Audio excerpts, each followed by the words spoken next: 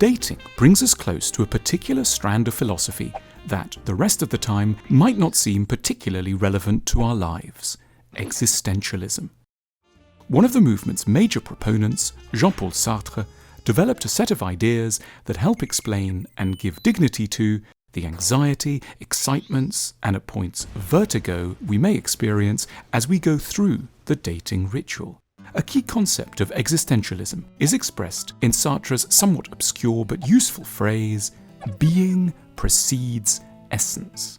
What Sartre meant by being are the bits of life that we are free to choose for ourselves: how we live, what job we do, how we conceive of what happens to us. And by essence, he refers to things that lie outside our command: our biological nature, the flow of history, the position of the stars.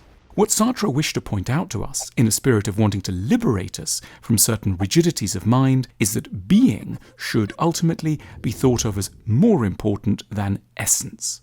However much we sometimes like to tell ourselves that things have to be the way they are, there are in fact many radically different possible versions of ourselves available to us. We can choose to an extraordinary extent how things might be for us. But much of the time, Sartre felt, we don't give this open-ended aspect of our identities enough space in our minds. We assert that the way we live is inevitable and fixed, and imply that we have no agency over our stories. But Sartre argues that this is an illusion. The kind of person we are right now developed as a result of all sorts of small and large decisions. It could have been very different, and may be different again in the future, according to the way we exercise our will upon the raw material of life. Surprisingly enough, it is dating that can bring home some of the richness of this dramatic existential insight. It is in our dating years that we feel, perhaps more than at any other point before or since, how much of the future is undefined, how little is preordained, how many options there really are, how frighteningly free and fluid things can be. With each date, we're sketching, even if very lightly, a possible future. If our date on Wednesday goes well, we could conceivably be looking at, for instance, a life in which we have relatives in the Highlands of Scotland, in which a lot of the people we spend time with are in the technology sector, and in which we'll probably move country several times. We might in time also have a child called Hamish or Flora. Alternatively, if our date on Friday evening goes very well, we could be edging towards a life in which we'll be spending a lot of time in Amsterdam. We'll get drawn into the theatre world. If we have a child, they might be called Marcia or Rem, and they'll have a former cycling champion as a grandfather and an Indonesian grandmother. Once we make our choice, things may well start to seem as if they always had to be, that there was some essence that we were always moving towards, that we had to end up with little Marcia or sweet Flora crawling on the carpet towards us. But in the dating period, we are closer to a grander and more visceral truth, that there is no single script.